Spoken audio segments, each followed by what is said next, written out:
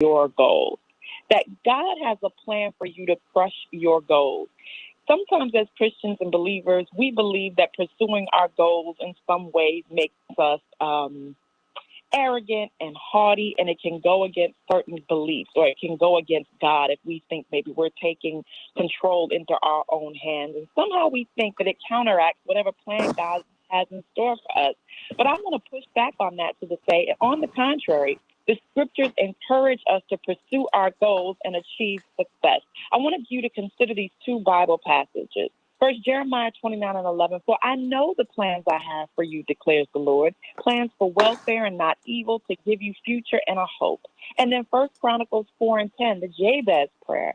Jabez cried out to God of Israel, oh, that you would bless me and enlarge my territory. Let your hand be with me and keep me from harm so that I will be free from pain. And God granted his request.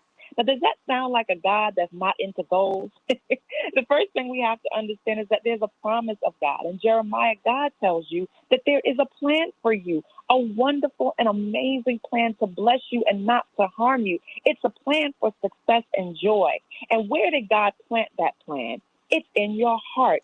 God has given you the desire to succeed and manifest work in this world. But the question is, how do you find it? It was planted in your heart a long time ago. If you want to know what the plan is for your life, sometimes you got to do so prayerfully and look in your heart. Here's how you discover the plan. What's your passion? We talked about that a couple of weeks ago. Your passion holds the dreams that God planted in your heart. What did you like to do as a child? Did you like to play school as a child? Did you like to help mom in the kitchen as a child? What's your passion?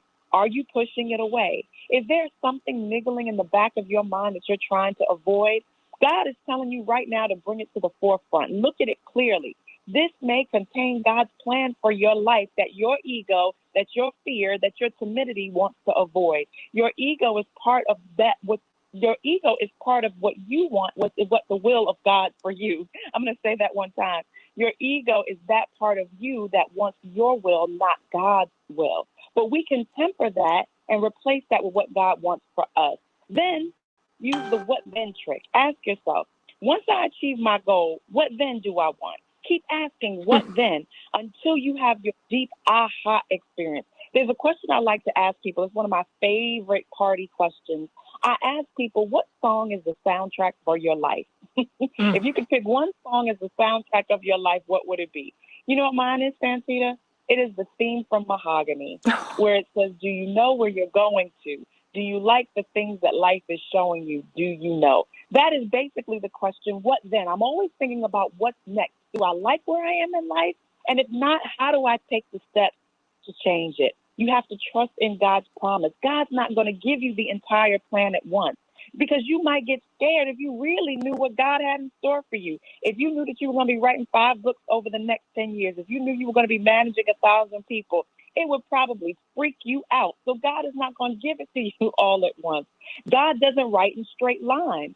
God writes up, down, peaks, valleys, ins and outs. The key is to keep trusting God no matter what. Trust that God is God and God is still in control. I want somebody to repeat that. God is God and God is still in control. And then in the prayer of Jabez, Jabez asked God to bless him and enlarge his territory. You can ask God to bless you. It is not conceited. It is not haughty. It is not overreactive. You can ask God to bless you with wisdom, knowledge, and the resources. You can ask God to bless your business so that it expands in every way unimaginable. The Jabez request was, let your hand be with me. Ask God to bless you, and then ask God to guide and direct you and to inspire you every day. And then Jabez asked, keep me from harm. God, protect the vision and the dream that you gave me. You can ask God to bless you. You can ask God to grow you, and you can ask God to protect you.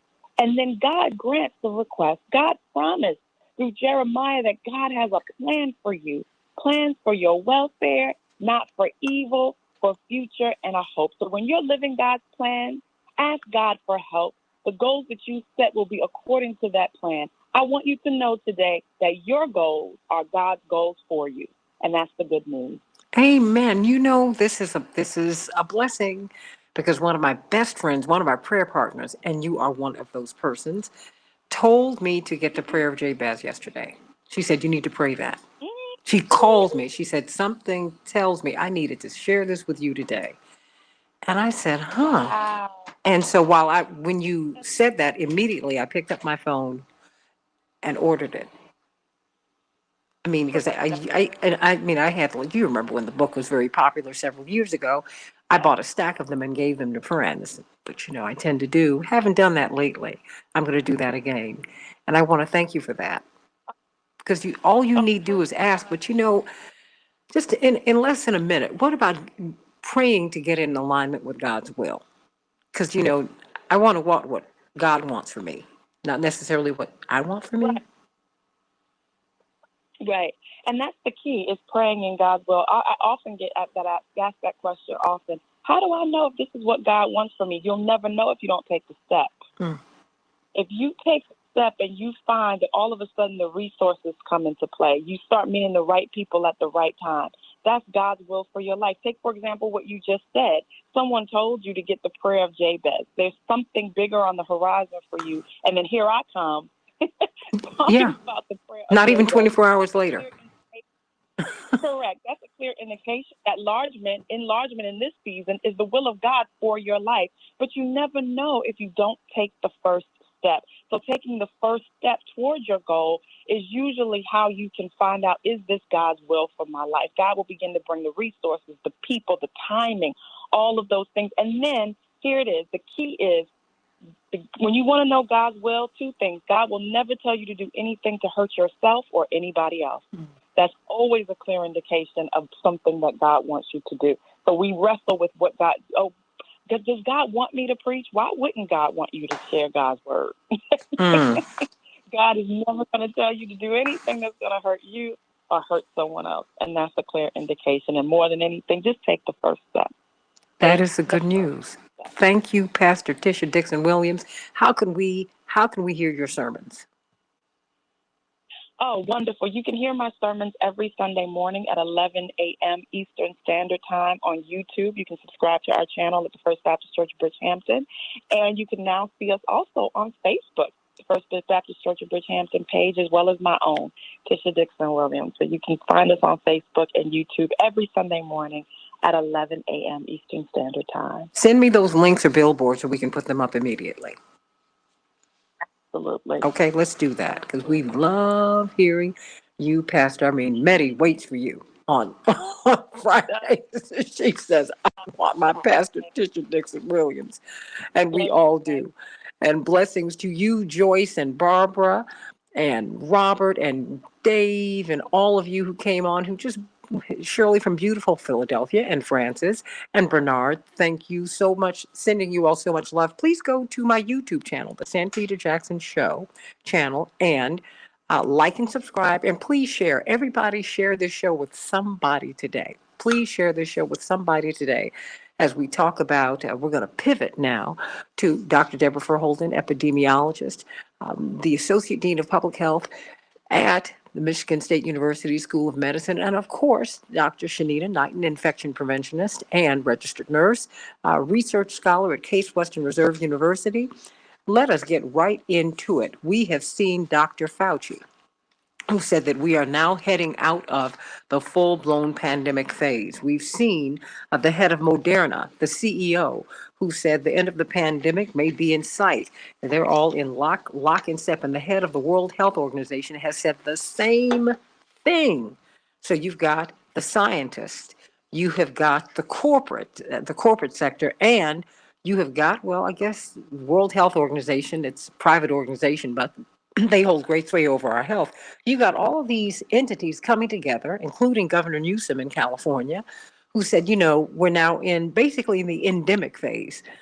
Excuse me, Dr. Verholden, what does this mean? What does this mean? Because even a couple of the big music festivals this summer are not going to require masks, vaccines. They're just going to sell tickets and let people come in. What do you make of that? What does that mean, Dr. Deborah Verholden? Well, good morning. Good When I morning. hear all this stuff, I'm like, oh, I wonder what Miss Cleo has to say about all of this. Because all Mm-hmm. these people with all these predictions, that's what it really feels like. I'm like, where did they get that from? A crystal ball? Like, it makes absolutely no sense.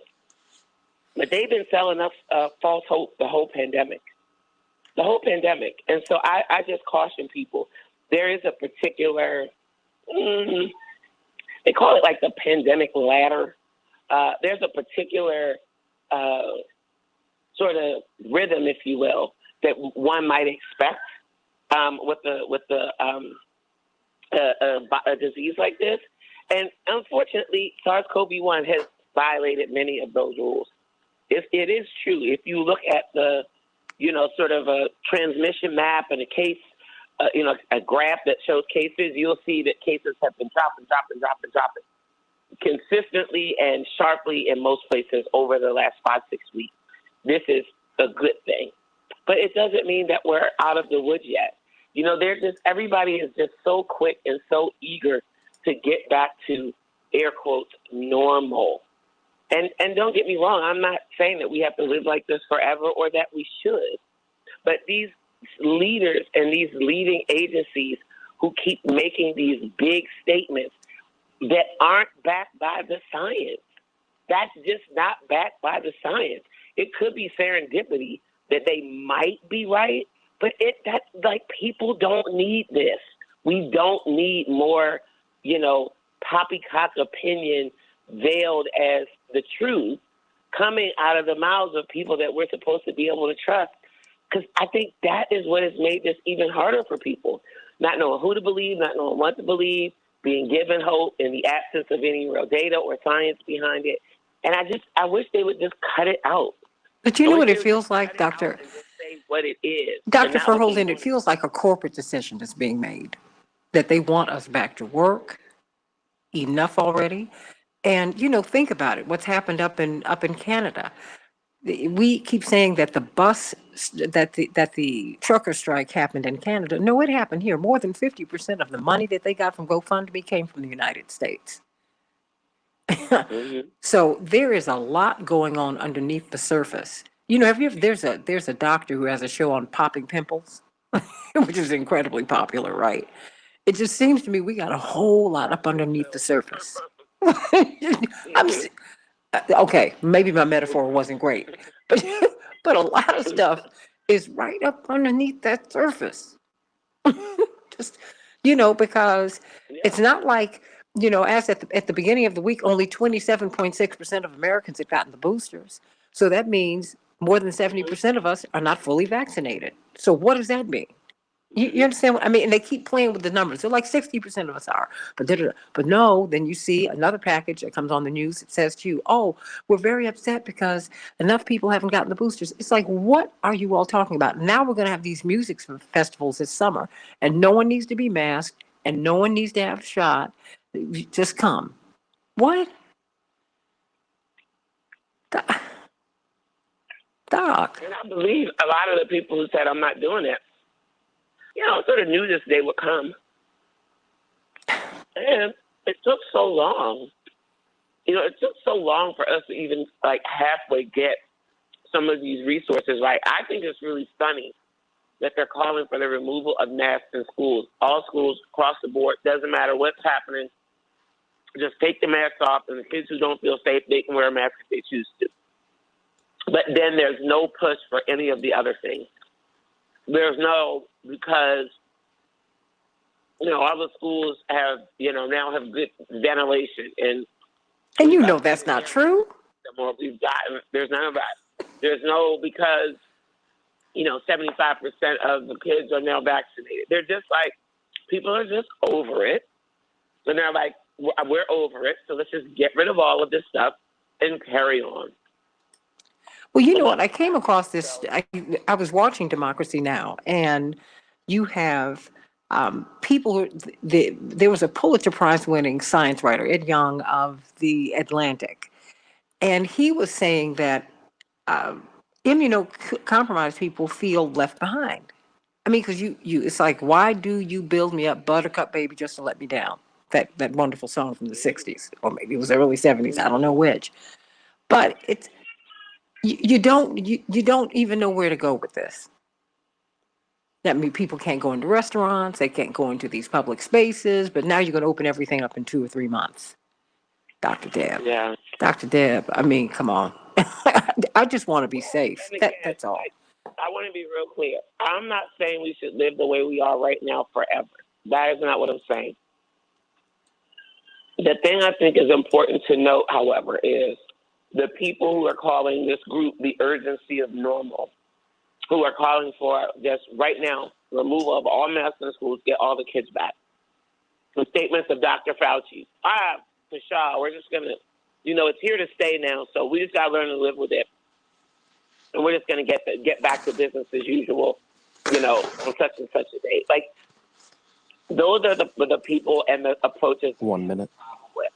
Dr. Knighton has said there's some very basic things we've learned in this pandemic. The same way I'm sort of laughing because public health is like way on the rise right now. Most places, their student populations have gone through the roof. In the face of everything, people now know and have a deeper appreciation for, public health. And lots of people now are seeing themselves having careers in public health. Well, Have we really think about where else besides this format 30. have we talked about infection prevention? Well, you know what? We haven't talked about it before. And when we get back on the other side of the break, we're going to ask Dr. Knighton what she thinks about this. And then we'll make a hard pivot at 6:40, 7:40 Eastern Standard Time, right into Ukraine, because it seems like we are running full force into an armed conflict, also known as a war. Are you ready for that? What would that mean here in the United States? I mean, it looks like it's a continent away, but in this world, are we really that far removed from each other? Let's talk about this, everybody, on the Santita Jackson Show. Call me or text me at 773-763-9278, 773-763, WCPT. Back in a minute. Oh, is India there with us today? My India is here. Jordan brought her in the room and she grabbed the phone. Say hi, Santita. Say hi.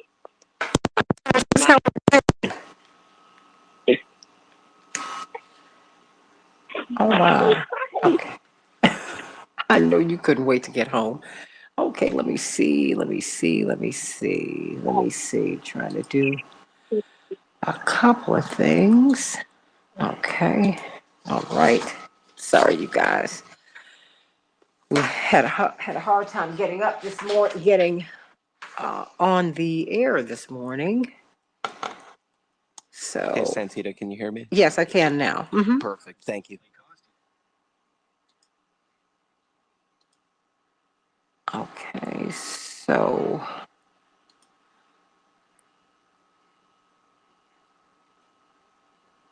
How much time do we have before we come back up, Paul? About 2 or 3 minutes. Okay, thank you. Is it 2 or is it 3 or in between? I don't know exactly. I'd have to wait for weather to be done. Okay, no, it just helps me. This 1 minute means a lot. I want to download something. At 2.5 minutes. Thanks so much.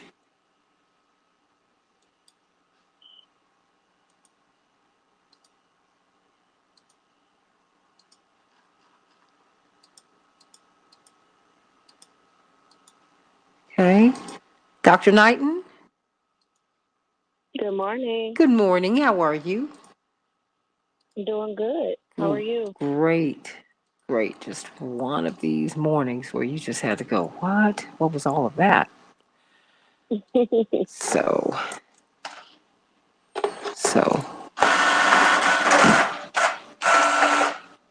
there's that.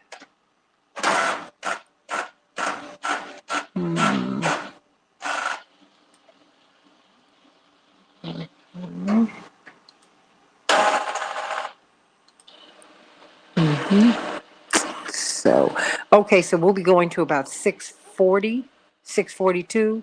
So please watch your clocks. And when you hear me, that means I need to get out. Fortunately, all this war talk is something I've really. Oh, listen to that baby today. You know, we love that. He's so big and so alert and so smart. Keep taking those pictures. Keep taking those pictures. They'll mean so much. My father used to make us take pictures all the time. Oh.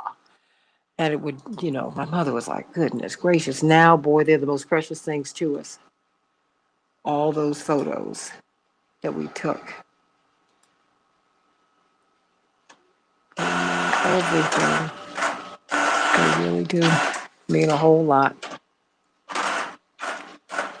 Because this time just goes so quickly. Back in 30. It just goes so quickly. You would think I had kids. I knew that, but I think about all the. In this People magazine article, I talk about my senior high school prom experience with my dad. 15. And that was 40 years ago, everybody. But it feels like it was yesterday. He and I were talking about it too. So let's get right to it. And let me know as soon as you get Bryce Green on the phone, please, Paul. Thank you so much. If you can give me a verbal so I can pivot smoothly. Okay. Thank you. Change the world. We can change the world. We can change the world. Change the world. This is the Santita Jackson Show. To a place of love, it's not too late. Gotta save the children. We can't wait. Let's change the world. Hey, everybody. Welcome back to the Santita Jackson Show. Are we out of the pandemic? Yes or no? Yes or no? The World Health Organization says, we're closing this thing out. Dr. Fauci said we're ending the full-blown pandemic phase. We're watching the head of Moderna. Maybe that's most important of all. One of the big vaccine makers. He said, "No, we're coming out of this now." Wow. So what does that mean? It just seems like we're having a lot of corporate decisions made about our health, and then, just before that, Dr. Knighton and Dr. Verholden, let me pivot to you, Dr. Knighton. I mean, we've had the head of the CDC, we've had Dr. Fauci, we've had all these people begging us to get boosters. Are we out of this pandemic? How should we be behaving? Because they're saying that we're kind of coming to the end here, out of the full-blown phase. So, for one, I would tell people, no, don't live in fear. However, understand history. And when I say understand history, when we're looking at respiratory infectious diseases, we know that typically they peak between December and February. So when somebody tell me I'm coming out of something in the 2 weeks, I'm looking at history, right? I'm looking at the fact that typically the flu season tends to have a peak, and that peak starts to dissipate around this time. So what's going to happen is, which is what happened last year, during the summertime, I lived my best life. I had a great time. I traveled. I had friends and family over outside. We had a great time. But when it came time for the winter, just like to every winter or whenever it starts getting cold outside, I know people are going to start getting the cold again. I know the flu season is getting ready to peak again. I knew that COVID was getting ready to cause havoc.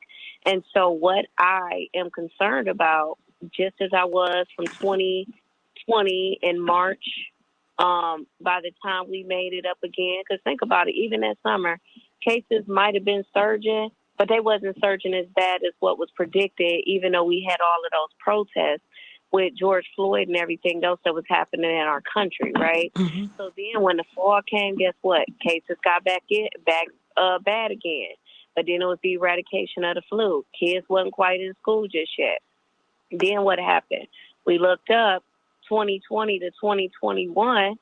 Again, they were talking about how cases wasn't bad because flu vaccines was being rolled out and people were staying home. But then all of a sudden we got a surge that next year because all of these environmental cleanings had been rolled back. And I'm specifically talking about like this past fall that we just experienced the fact that things was wearing off, the fact that we're still using the same formula from March of 2020 here in 2022, it doesn't surprise me. So what this does is this just kind of ramps people up again, hate to say it, because we know that there are some that are being developed for now for this Omicron variant.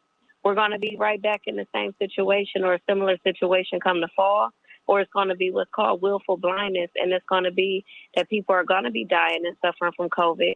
But just like flu, where we got comfortable with 40, 50,000 deaths per year, we're going to get comfortable with X amount of deaths, related to COVID each year. And as we talk about that being endemic, and I know Dr. Deb and I have talked about that, so it's not necessarily being a Debbie Downer. It's just bringing up the fact that when we start to understand the seasons, when we start to understand how things peak, and when they when they plateau, when we start to understand like how that happens, then we start to understand like, okay, well, maybe we need to not do these activities indoors, or maybe even though families gather for the holidays, we need to find a more creative way to gather. Maybe then you're still thinking about your own COVID test and own flu test. You're conscious about colds. Maybe you're not wearing masks during the summertime outdoors, which I don't support anyway. Maybe indoors if it's enclosed and air is bad. But I've never supported it being outdoors. Why? Why not?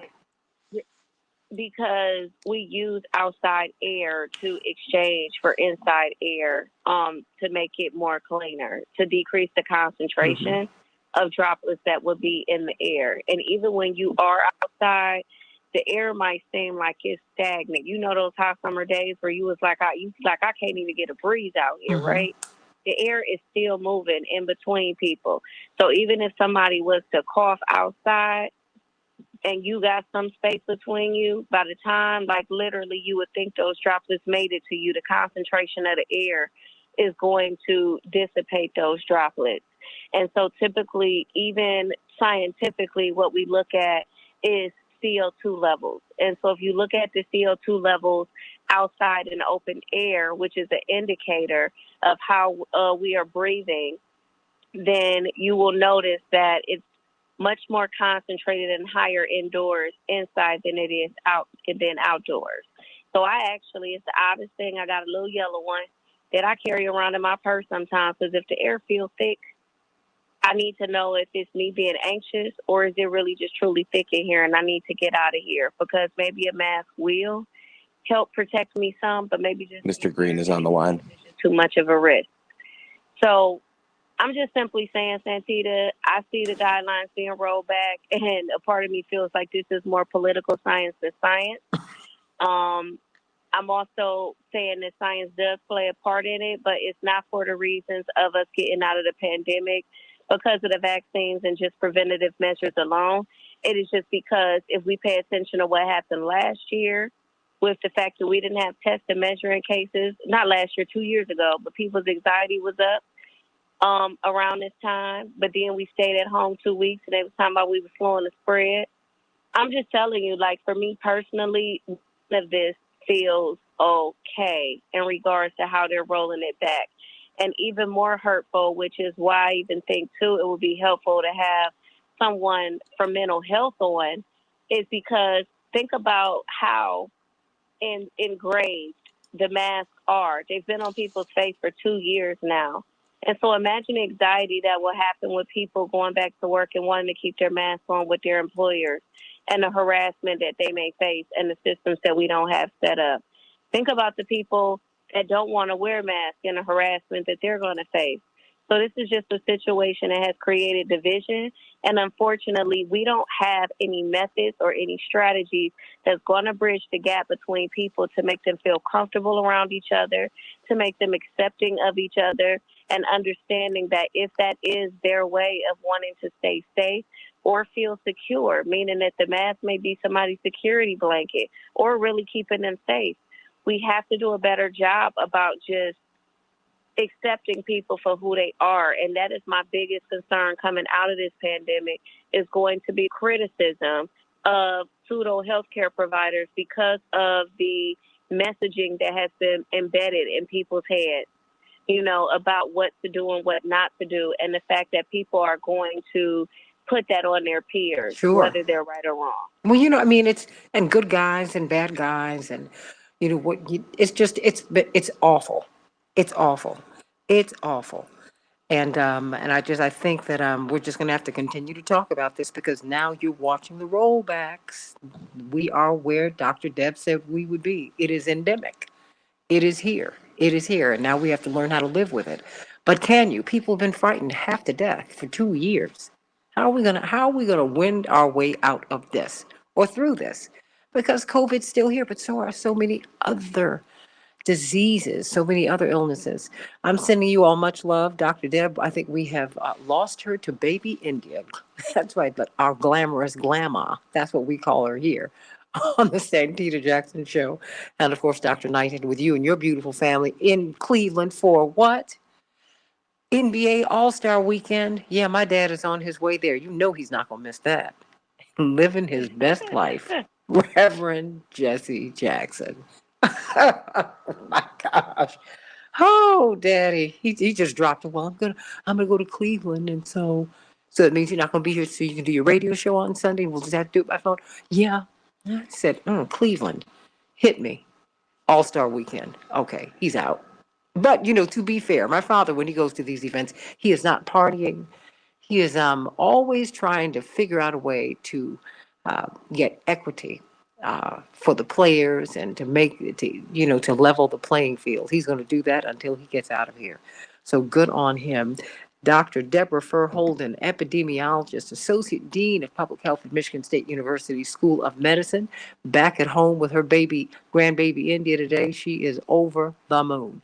And Dr.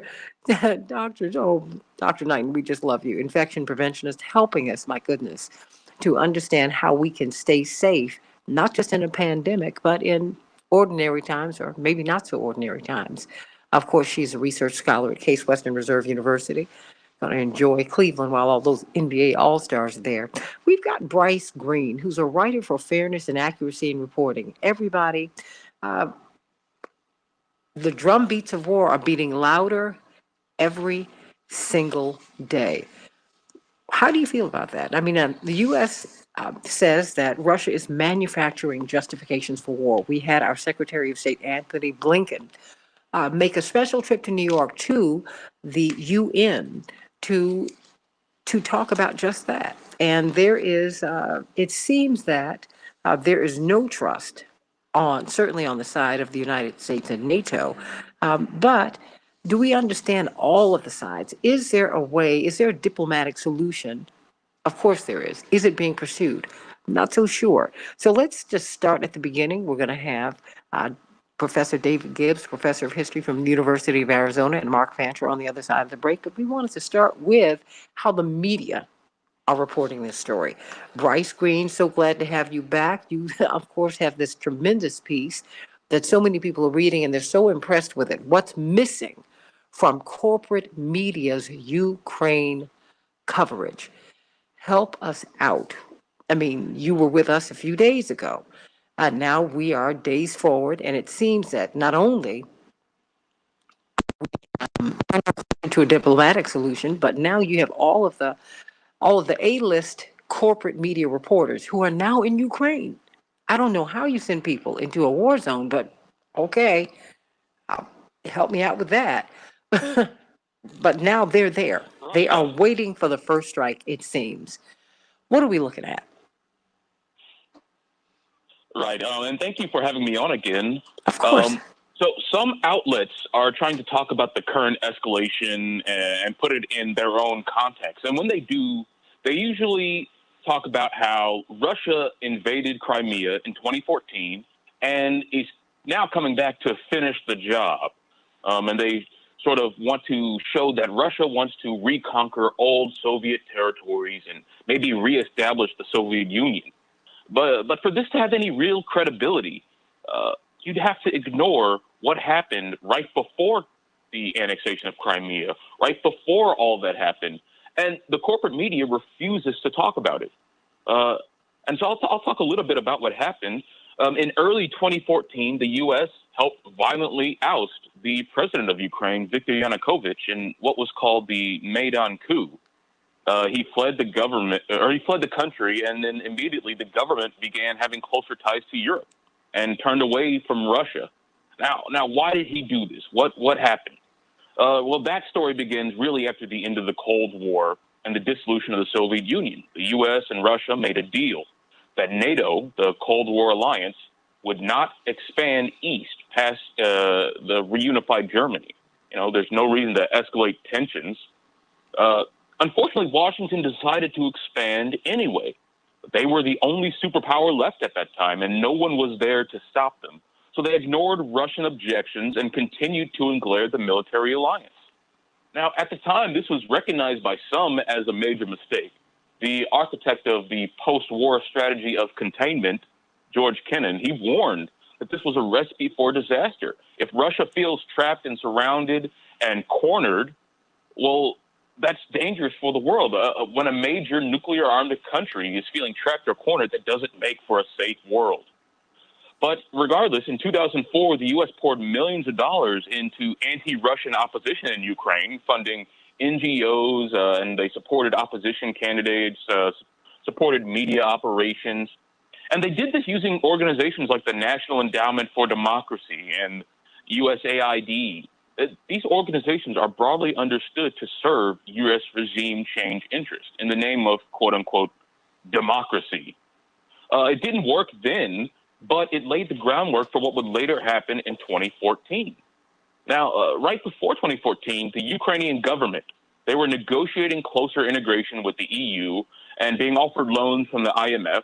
Those loans had conditions that required Ukraine to reshuffle their economy to make it more friendly to Western investors.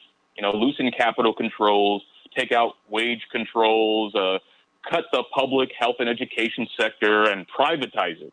So, Western corporations could get rich. Well, Russia was also offering an economic integration package at the time, but this one had a lot fewer strings attached. And Ukraine went with Russia. Yanukovych, he chose Russia. And right after that, the U.S. regime change machine sprung to life again. Again, the NED and USAID poured millions of dollars into the country, and they helped fuel these anti-government protests. And now the Yanukovych government, of course, was corrupt, but the opposition was led by actual neo-Nazis. Like in the West, we throw that term around. We do have some Nazis here, but over there are flag waving, Hitler salute doing. They have like Nazi patches on their uniform. These are straight up Nazis. And these guys are who helped violently overthrow the government. And these were supported by the United States. John McCain even flew to the Ukraine to give his support to these protesters in the Maidan Square. Some Obama administration officials, they went down and supported these protests. So they absolutely helped to overthrow the government. And at this point, I want the listeners to ask themselves, what if Russia were sending high-level government officials to support anti-government protests in Canada or Mexico? Like what if one of Putin's advisors went to Canada to praise the trucker protests? We'd lose our minds. We'd be like, what are you doing in there? This is not your sphere of influence. You stay in your lane. And what's worse is that in February of 2014, before the overthrow, someone leaked a call between U.S. ambassador to Ukraine and a U.S. State Department official, and they were talking about how they wanted to reshape the new government, like who should be in, who should be out, who has the right skills, who doesn't. And at the end, they decided that someone named Arseniy Yatsenyuk would be, the guy, and they would send Joe Biden to Ukraine to seal the deal. Well, a few weeks later, after the violent overthrow of the government, Yatsenyuk became the prime minister, and the government began being oriented towards the West. They accepted the IMF loans. They changed some of the rules in their economy to be friendly to Western investors. Now, in eastern Ukraine, the Donbas region, where people identified closer to Russia ethnically than they did with the West, there was a rebellion. People didn't like the fact that their government was overthrown, and they started fighting. And the new Ukrainian government, led by some of these far-right military battalions, they cracked down hard. And then that started a civil war, a violent civil war that's killed almost 14,000 people today. Now, I'm sorry, would you? No, I was just saying, I mean, it's just one lost life is a lot, but wow, 14,000. It's astounding. And now Russia was supporting the rebels because, of course, they wanted to preserve the influence that they had in Ukraine. But in 2014, 2015, the fighting sort of stalemated and stagnated. Russia, Ukraine, and some European countries signed what are called the Minsk Two Accord. It was a ceasefire agreement that was meant to lead towards a long-term peaceful settlement.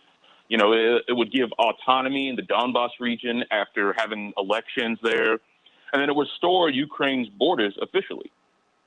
Now, unfortunately, the Ukrainian government refuses to implement this agreement.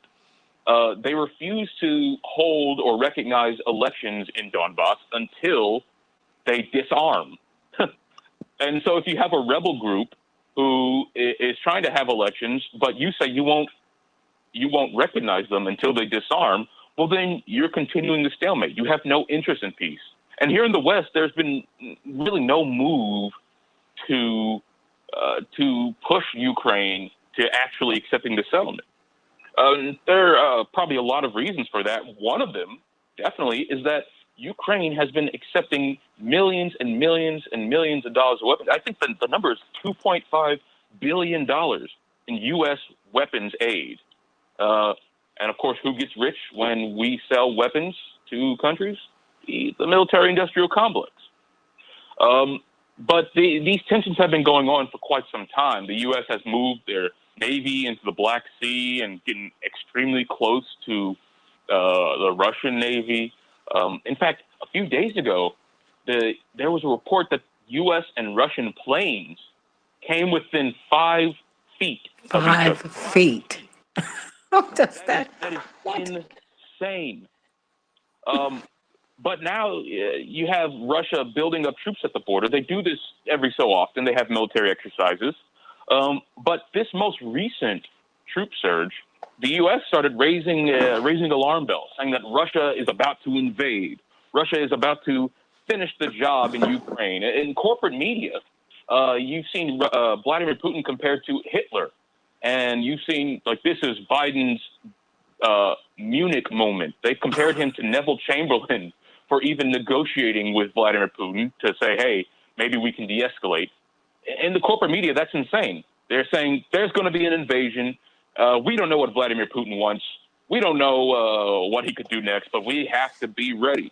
Of course, Vladimir Putin has been very clear. He said, well, yeah, I think we can de-escalate here if we have some sort of deal that makes sure that NATO missiles, NATO military bases, and NATO soldiers aren't right on my border. But in the corporate media, that is called a, quote, non-starter. The very idea that a country wouldn't want a hostile military alliance at their border is just laughed at. It's like it's like a joke. It's like, how dare Russia want security? How dare Russia act like they have security needs on their borders? But it doesn't matter. And so now you have the U.S. talking about, there's going to be an attack on February 16th. Well, that's come and gone. And so now they're saying there's going to be an attack on February 20th. That's in a couple of days. Maybe. They were talking about how there's going to be some sort of false flag operation that the Russians will use as a justification to invade. And now they're talking about how, there are actually going to be some sort of chemical weapons attack. It's all fairy dust. Well, hold on 1 second. The U.S. Oh no, please complete your thought because I have a question for you. No, yeah. If you look at history of U.S. intelligence agencies making wild, insane claims, very often they turn out to be completely false. I mean, we all remember WMD. in Iraq. We all remember how we were told that Trump is a Russian asset controlled by Vladimir Putin. That all turned out to be nonsense. And yet corporate media repeated it uncritically. And that's what they're doing now. Well, you know, now Elena Schofield, I hope I'm pronouncing this correctly. If not, just send me a message and let me know so that I can get it right for you. She said that man is dangerous. Vladimir Putin is not to be trusted. What is your response to that? I've got 1 minute. So if you think Vladimir Putin is dangerous, ask yourself, what country has invaded an entire other country on false pretexts and gotten 1 million people killed? What country has done that multiple times in the last 20 years? It's not Putin. It's not Putin. It's the United States. We invaded Libya. We invaded Iraq. We invaded Afghanistan. We've been bombing Syria. Putin has done nothing of that sort. Name anything remotely close to that Putin has done, and then come back to me. But until you can, calling Vladimir Putin dangerous, I don't think that holds up to scrutiny. The U.S. is by far the most warmongering country in the world. In fact, every so often there are global polls asking people around the world, what country is the largest threat to peace in the world? And almost invariably, the country that gets the most votes is the United States. It's not Iran, it's not China, it's not Putin, it's not Venezuela, it's not Cuba, it's not anyone else, it's the United States. Because we're the ones with military bases all over the world. We're the ones flooding spots with weapons. We're the ones killing people from the air. We're the ones bombing hospitals, bombing children with drone strikes everywhere, all around the world. Like, it doesn't even come close. But since we're in America, we've been so propagandized to believe that America is a force for good and democracy, and that Vladimir Putin is evil, and he's trying to take over the world like Hitler. But, you know, if you read your history books, that doesn't seem to be the case. And you got to read your history books, everybody. You need to know. You need to know. And I just don't think that if we do start a war over there, if the war is started, depending upon your perspective, and your perspective needs to be shaped by information that is accurate. I just don't think it's going to stay over there, Bryce. When we come back, I want to talk with you about that. I have a feeling that this conflict will go beyond Europe.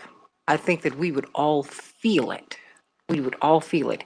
Do you think that the United States should lead NATO into a war with Russia over the Ukraine? Call me or text me at 773-763-9278, 773-763-WCPT, and everybody wish Joyce Anderson a happy birthday. Thank you, Lorraine, for helping us to hold it all together. Happy birthday, Joyce. Happy birthday, Joyce. Everybody reach on out. And please go to my YouTube channel, the Santita Jackson Show YouTube channel, and let's talk about Ukraine. Back in just a minute. Thank you so much. Stay right there, Bryce. As you know, we'll be doing this on Sunday. I cannot wait. This is all so much. Goodness gracious. This, I mean, you know, it's so crazy. A lot of information. I hope people are able to follow it. Well, it is a lot of information, but I think it's you know, and it's information that we need to know because we're the ones who fight the wars, and our children do. And that, to me, if all this is hidden from us, then I'm sorry. We can't make informed decisions. I'm sorry. I've got my obviously I've got my LaserJet printer running. But what were you saying? If you could speak just a little louder. I was just saying that if that information is hidden from the American public, if that's ignored in any analysis that the corporate media gives, then the American people can't make a real decision about. They can't make an informed decision about their country's actions in the world. And then our loved ones get over there and very angry because they see something else is happening, you know. And everybody, this is information that you need to have.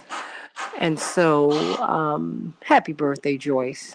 Happy birthday. Okay, Lorraine. Well, I saw it on your chat line, but thank you so much, everybody, for reminding us that it's Joyce's birthday. Send her some love today. That's important. Attorney And Fancher. I'm sorry.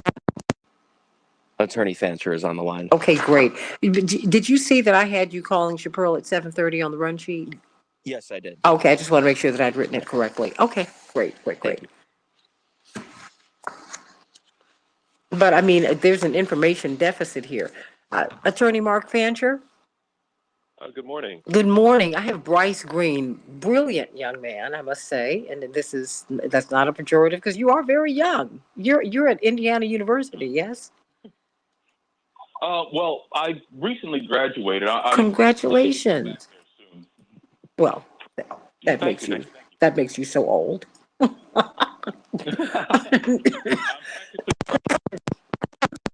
Oh my gosh, bless your heart. But this is Attorney Mark Fancher, brilliant civil libertarian. He is from the National Conference of Black Lawyers, among other organizations. And he's joining us today, along with Professor David Gibbs from the University of Arizona. He's been writing a lot of fantastic work too, and he's very impressed with what you have written, Bryce Green. And Attorney Fancher is we're going into another one of these. It seems like imperial wars. Gee whiz. Another, and another. So we will be. I'm sorry, Mark. No, I just said endless war. Endless war. Now, where's Edwin Starr? Well, he left that record. War, huh? Remember that? We were kids. Mm-hmm. What is it good for? What is it good for? Absolutely nothing. Say it again. Oh man. And it was just a great song. And and remember he died at the dawn of the bless his heart. Oh, I didn't know that. Oh yeah, he died right as that was one of the great ironies because his song had was yet again in heavy rotation. And no, it's okay. Look, he did his thing. He did his thing, and he broke out of the camp. Okay, because the point is not for you to be here forever. You're supposed to get here. You're supposed to come here, do your work, and get out. That's the plan, my man. You're supposed to get out of here. So, but it's a whole lot. It's a whole lot that we've got going on here. But just the fact that we have so little information and they've made this all so personal. Everybody, that's one of the things that concerns me. President Putin, just that, President Putin, because he is president of his nation and he represents people. I don't want our president respected whether I agree with their politics or not, because it's a measure of support of people. And I think we should be careful to do that as well. No matter who is in office, I think that's something that should happen. But we've made it very personal. So as if you have a small ego and you become president and you run for president. Who can get up in the morning and think that country? And you got to have a big ego to do that. Come on. Special kind of person. Special kind of person. You got to be a little different. Yeah. That's just how that works. So, it's a lot here. It's a lot that we've got going on. It's a lot. But I'm really glad that you all are here this morning so that you can help us to tease all of this out. And hopefully this morning they will not call him a Russian agent like they did a few days ago, Attorney Fancher. He said that this young man was giving us the Russian talking points, and it sounded like they were just intelligence trolls. Yes, I know who you are. I grew up my parents didn't march with Dr. King. They were his staff members, so I grew up with this. 1 minute. They do that. That's another stripe on his arm. Okay, trust and believe. I grew up with this. Did we have Professor Gibbs up? Okay, very good. Professor Gibbs, how are you? I'm very well, thank you. It's wonderful hearing your voice, and we've got Attorney Mark Fancher and Bryce Green, so stay right there. Great. Okay. 30.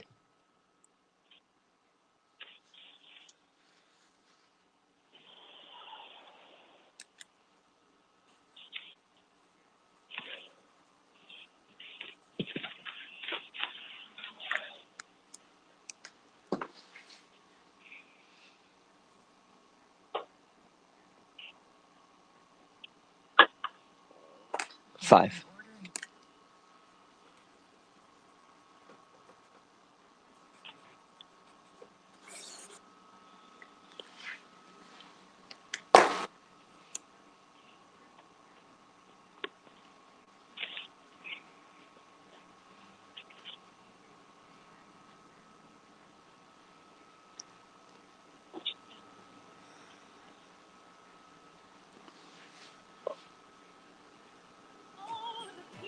You're on, sorry. I need you to bring that up. Thanks so much.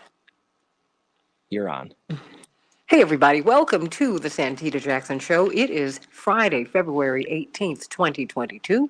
I'm Santita Jackson, coming to you from the nation's largest progressive talk radio station, AM and AM 950 Radio in Minneapolis, St. Paul. Let's talk about Ukraine. Let's talk about Ukraine. What is going on over there? And it seems that instead of moving toward a diplomatic solution, it seems that we are moving closer and closer and closer to armed conflict, also known as war. What do you think about that? Call me or text me at 773-763-9278, 773-763-WCPT. Are you surprised by the information that we've been sharing with you about our history with Ukraine? And are you wondering why the United States is involved in this European dilemma?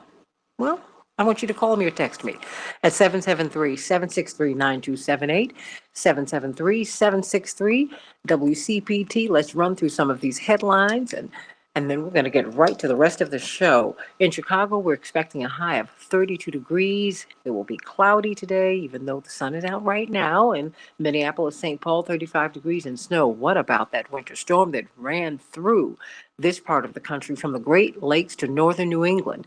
We have had a time of it, everybody. What a winter it has been thus far. This winter storm is now moving through the Northeast today. We had everything from snow to tornadoes in this part of the country, and more than 90 million people today remain under high wind advisories. We are praying for everyone. Please be safe, everybody. Please be safe.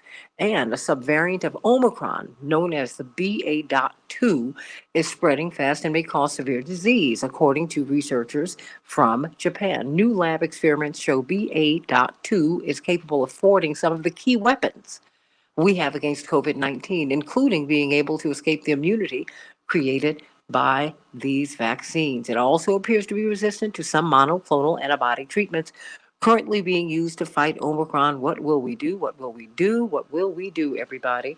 I want you to call me or text me at 773-763-9278, and let's talk about Ukraine, everybody. If you are purchasing a new home, if you are refinancing or need to refinance your existing home, if you're securing a VA loan or reverse mortgage, you need to do what many people are doing. They're calling Team Hochberg, your trusted local lender, so that you can get a home, so that you can stay in your home. Call them at 855-56-DAVID, 855-56-DAVID.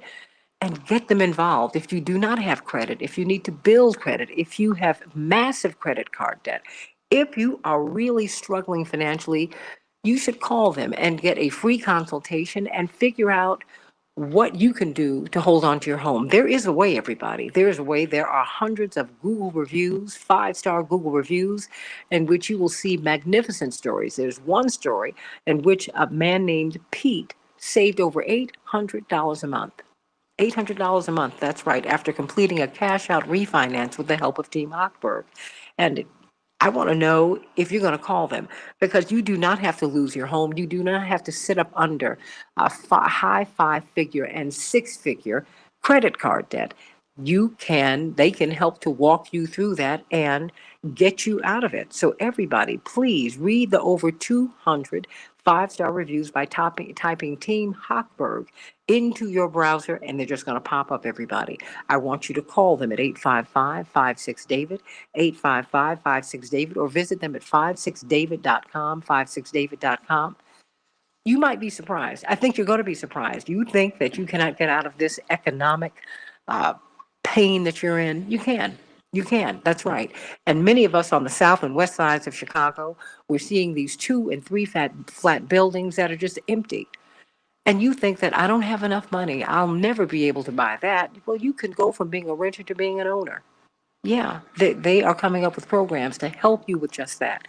So please call them at 855-56-DAVID, 855-56-DAVID, or go to 56david.com and check them out.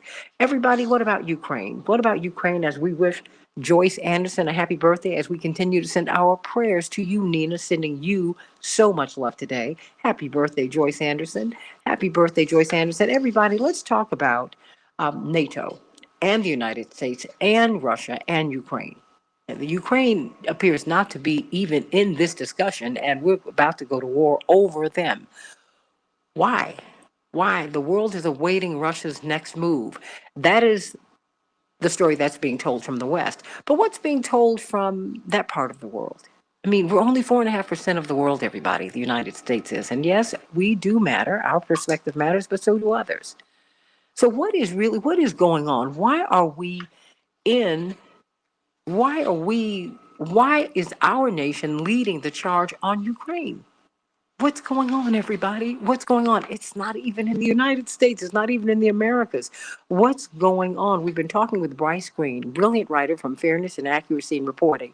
He's been giving us information that we do not know. In fact, you've got to I'm going to repost this wonderful piece.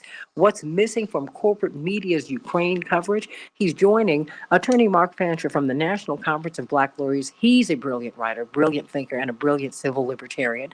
And Professor David Gibbs is coming back to the show. Of course, he is from the history department at the University of Arizona, and he has been talking about how NATO has inflamed relations with Russia.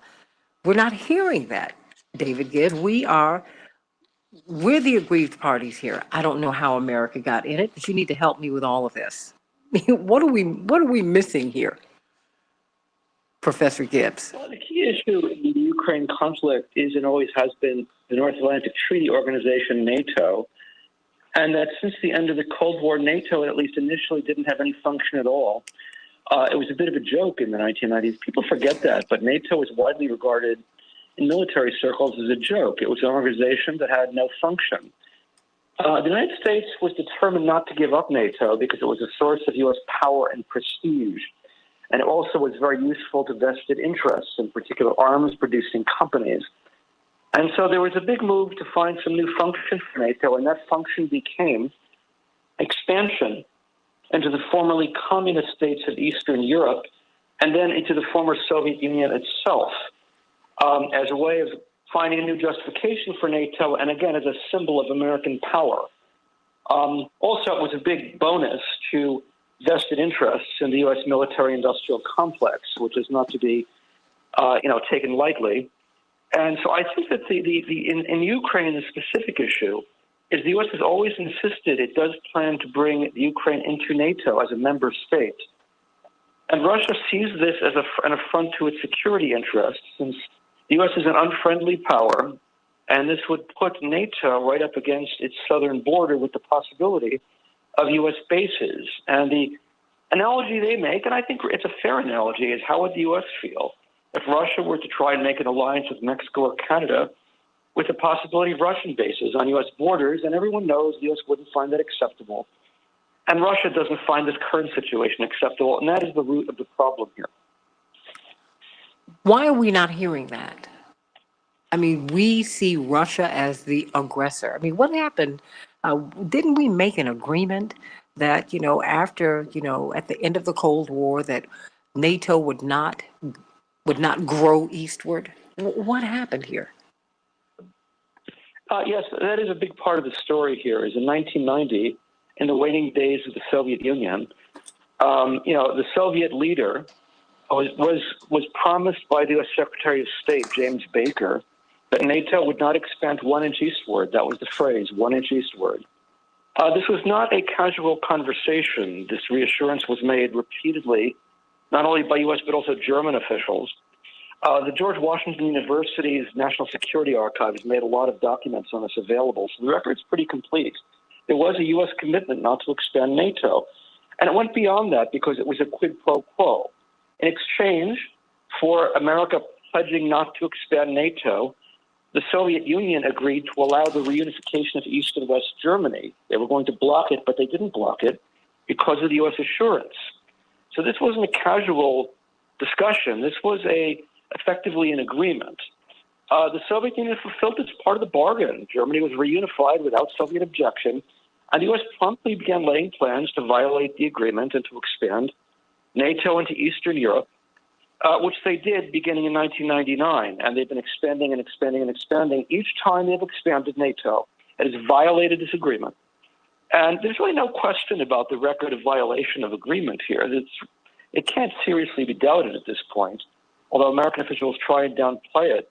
And again, that's a big source of Russian grievance here, that the United States promised not to expand NATO, and they're expanding it as far as they possibly can at Russia's expense.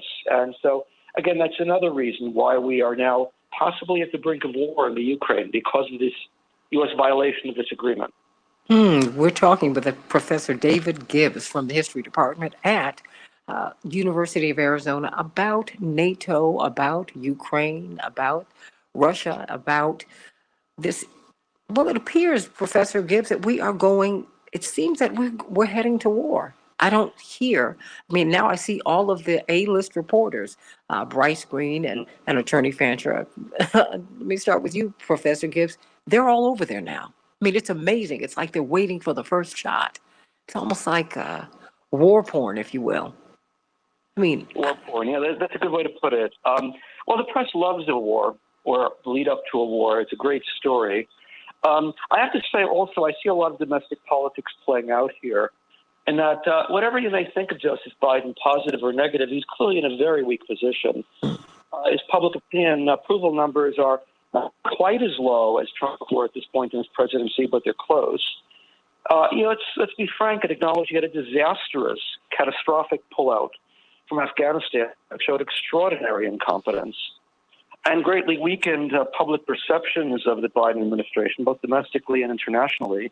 And so I think what Biden is doing here is, at least to some extent, trying to hype the danger of war, maybe increase the likelihood of actual war for domestic gain, to look like a strong leader.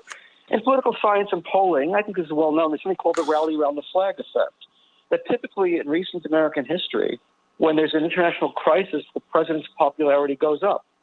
And I think Biden is trying to gain a kind of rally around the flag effect to shore up his domestic support. That's the way it looks to me, at least.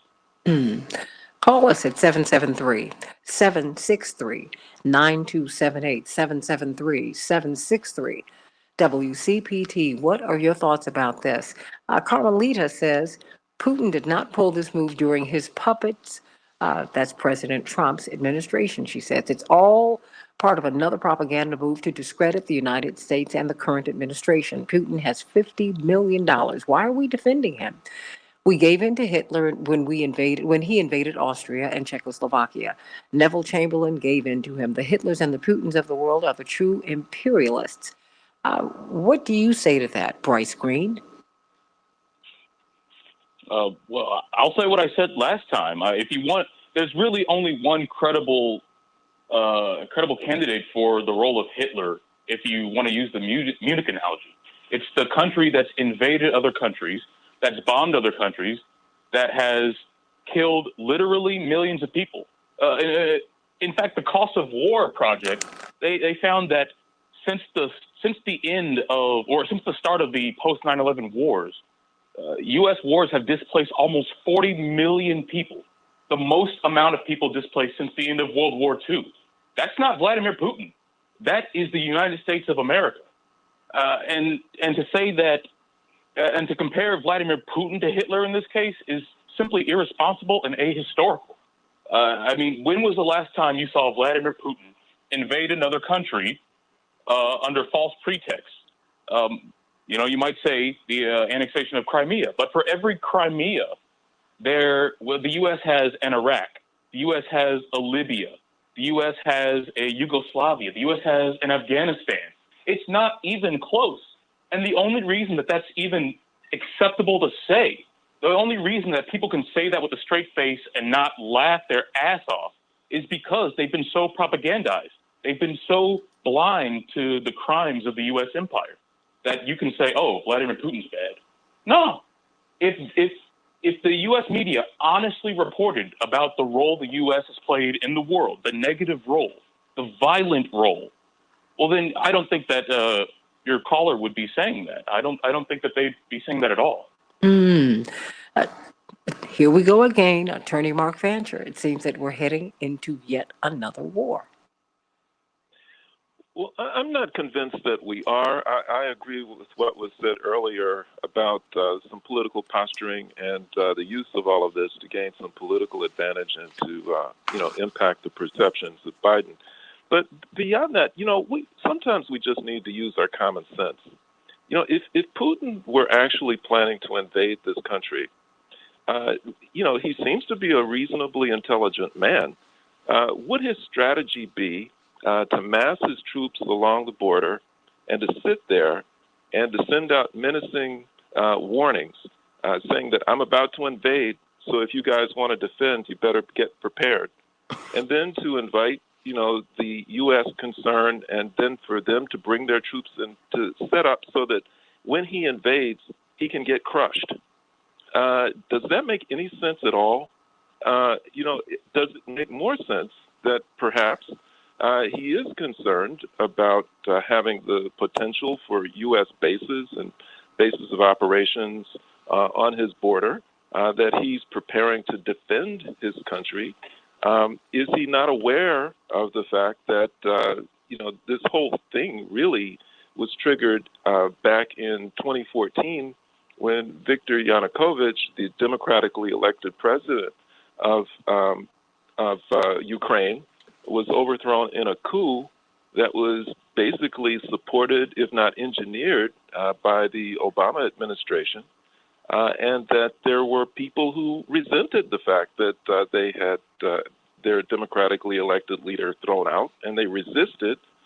And, it resulted in agreements in 2015 that a certain region in the eastern part would be essentially autonomous, but the U.S. has encouraged the Ukrainian, regime to go and to try and retake it. And so seeing that, it makes sense that Putin would say, well, they're about to come in and to use military means to try and get control of that region, which is really too close for comfort for me, so let me prepare. A lot of that makes a lot more sense to me than the scenario that I hear coming out of Washington. And what are you hearing coming out of Washington? Because we have a lot of people who are comparing Putin to Hitler. I don't know where that's coming from, because most of us don't even really know what Hitler did in Europe. We just don't. It seems like we're throwing a lot of World War II analogies out there, and yet we don't know. I mean, well, maybe I'm wrong, everybody. So let me know what your thoughts are. But I don't know if we really understand the history here. And what are we doing over there anyway? I mean, Professor Gibbs, I have 2 minutes before I go to break. Why is America at the center of this? I mean, shouldn't, Great Britain or Germany be leading the charge, or even France? I mean, why is the United States at the center of a NATO issue? NATO has always been an instrument of American power in Europe. That's what it was since it was created in 1949. The commander of NATO is and has always been a 4-star U.S. general. And so the whole purpose of NATO is to enhance American power. And that's even more dramatic, I would say, since the end of the Cold War. And so this really isn't very much a way of insisting there are no limits to American power, that America will be the dominant power in every part of the world without exception. And I think that's very much part of what the U.S. is trying to achieve here, the right of the United States to establish essentially the whole world as its sphere of influence. The U.S. Argues that Putin is trying to create a sphere of influence in Ukraine. But I think the counter to that is the United States wants to create a sphere of influence in Ukraine as well. As the attorney who just spoke, I think his name is Fancher, was he's right that the United States was heavily involved in meddling in elections in the Ukraine, had at least some significant role in the overthrow of the government there, and it's not just Russia who is interfering in Ukraine. The United States has been interfering too, and I say its interference to date has been considerably more significant than that of Russia. How do you mean?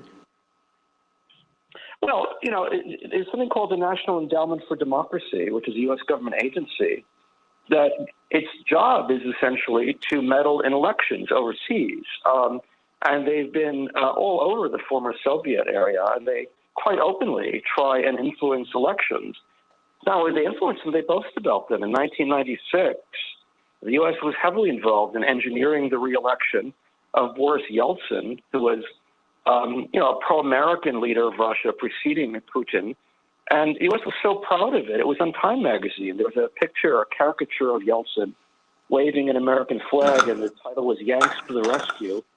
And the subtitle was something to the effect of the secret story of how American personnel helped Yeltsin win re-election. And so, it's worth noting this because there's a whole lot of anger about alleged Russian interference in the American election.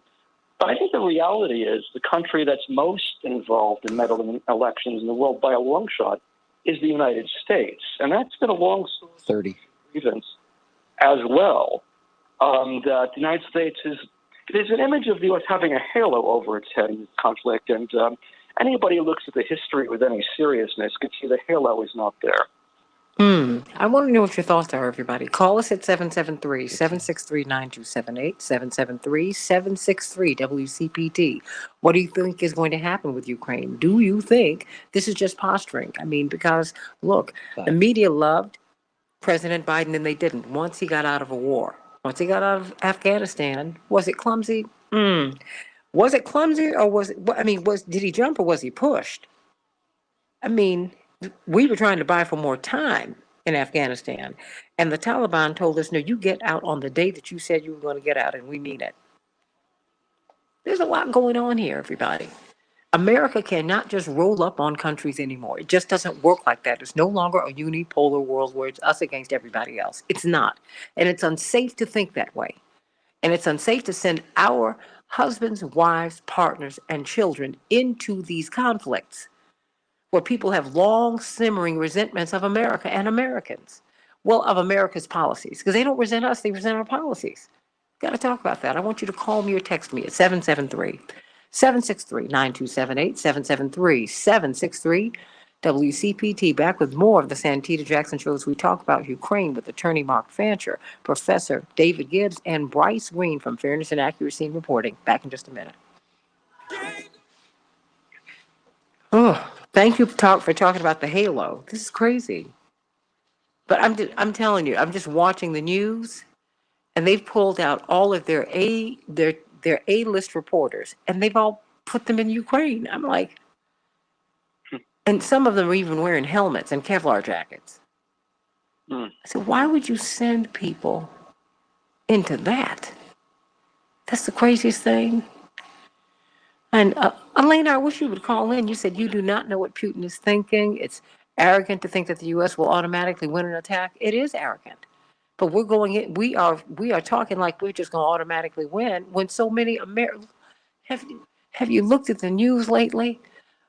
We have enlistees who are not physically fit enough to join our military.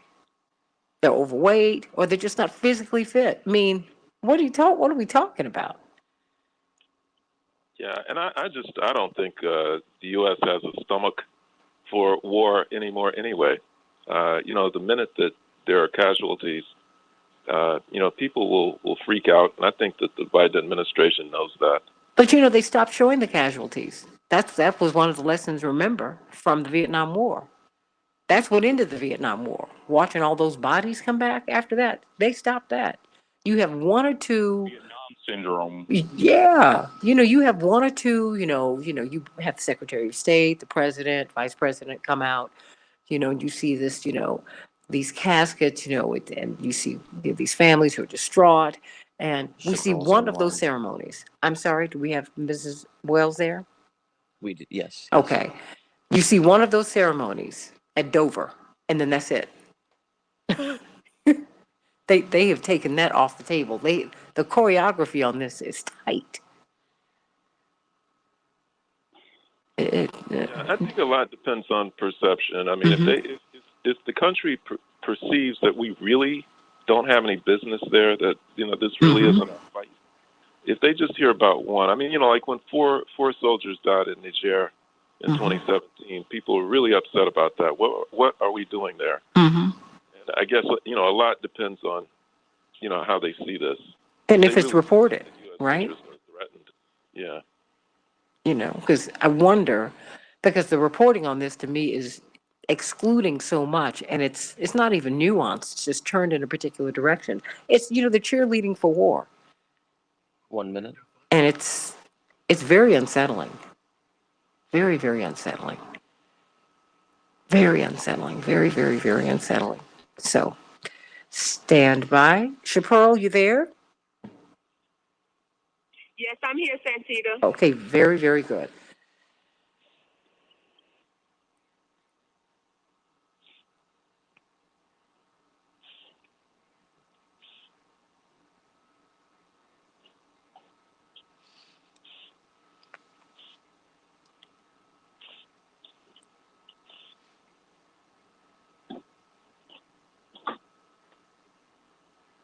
$15.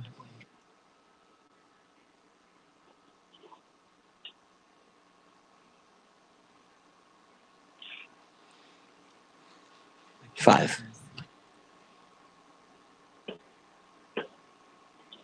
We can change the world, change the world, change the world. We can change the world, we can change the world, change the world. This is the Santita Jackson Show. To a place of love, it's not too late. Gotta save the children, we can't wait. Let's change the world. Hey, everybody, welcome back to the Santita Jackson Show. Happy birthday, Joyce Anderson. Everybody give Joyce some love today on this special day, another trip around the sun. So happy for you.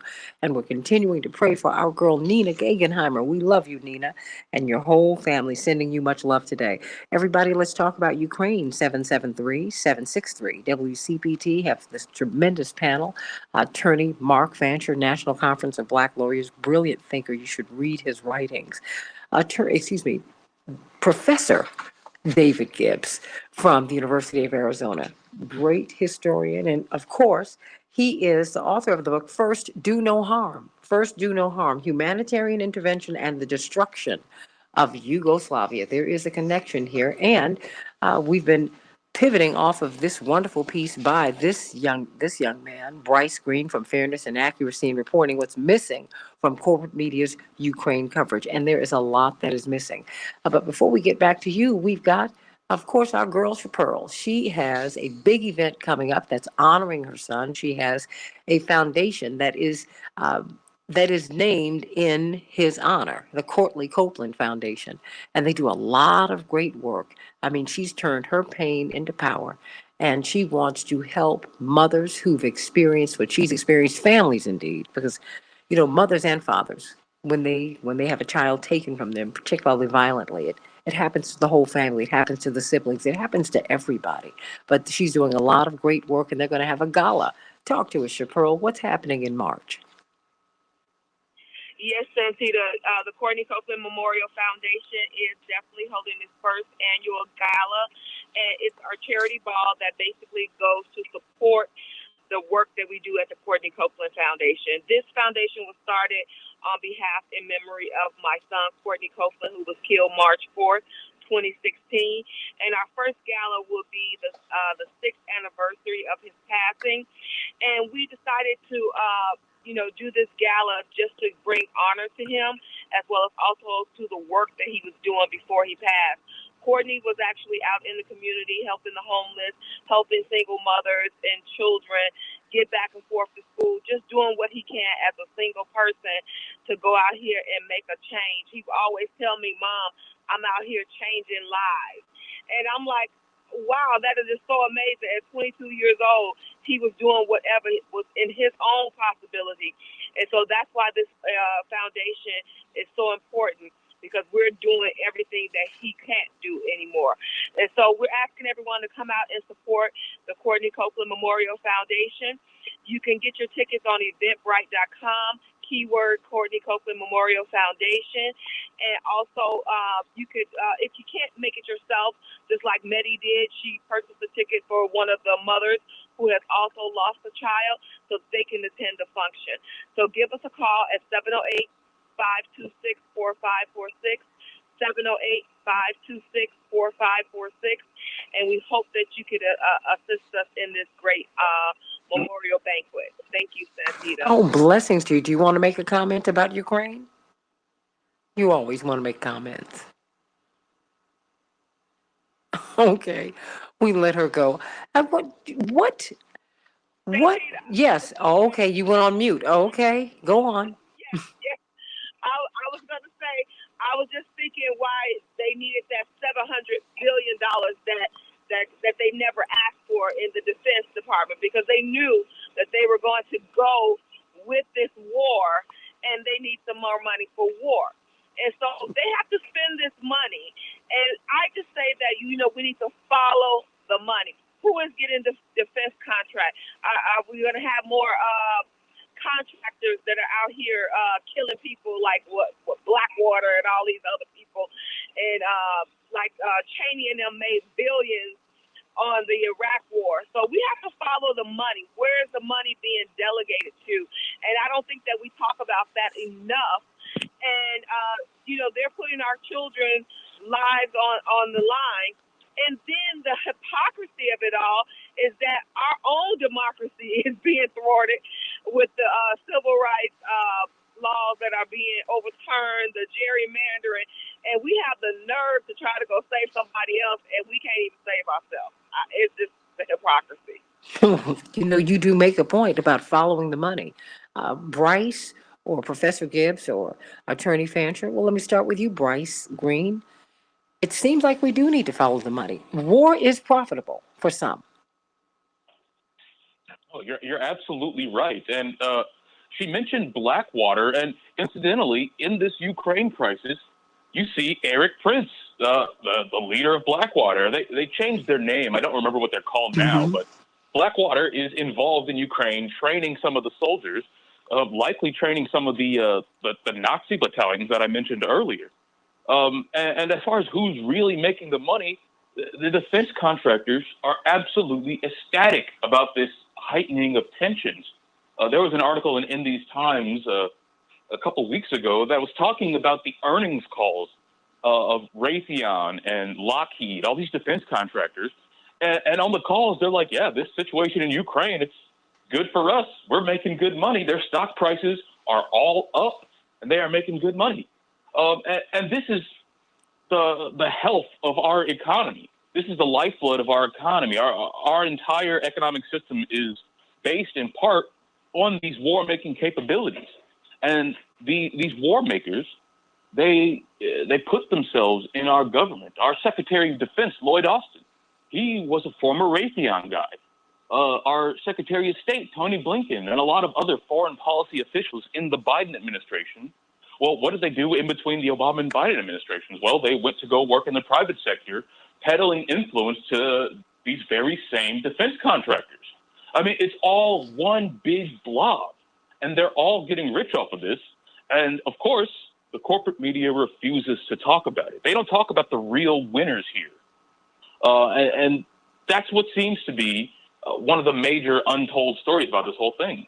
It's all about these shady actors enriching themselves also while raising the tensions and raising the risk of a dangerous war that could quite literally destroy the entire world, since we have two nuclear-armed powers standing off at each other. The sensible thing to do would be to de-escalate. The sensible thing to do would be to find a golden bridge so we can find our way out of this. And one of those exists.